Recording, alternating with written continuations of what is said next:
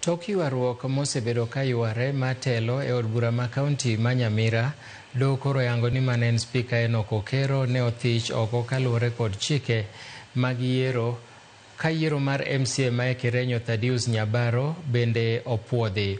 Maeri en tok jang'ad buche e doho ma Bomet Julius Ng'arng'ar yango ni chik noluw e thicho oko Okero. Ng'arng'ar bende noyango ni chenro duto mane Okero timo tok thiche oko owit oko.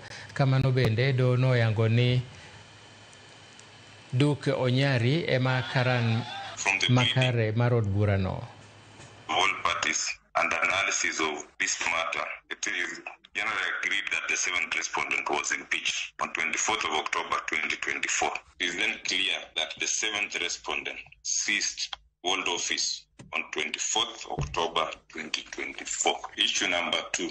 On issue number 3, from the pleadings, it is apparent that the first interested party, Thaddeus Nyabaro, was elected on 19th of December 2024 as a speaker for the County Assembly of Nyamira.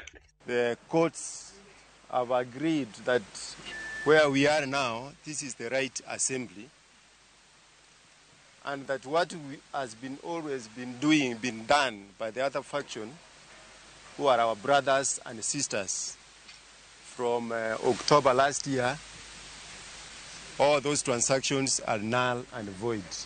Kwa siku ya leo tunawakalipiza wale wote ambao walitoroka nyumba yao wakaenda kufanya vikao nje. Tumewakalipiza waje hapa tufanyie watu wa Nyamira kazi. Leo niko na raha mpaka nasema kumbe hata mnyonge ana haki. Sikuwa natarajia. I kindly request the all arms of county government of Nyamira to accept each other for us to move on and serve the people of the county that we belong.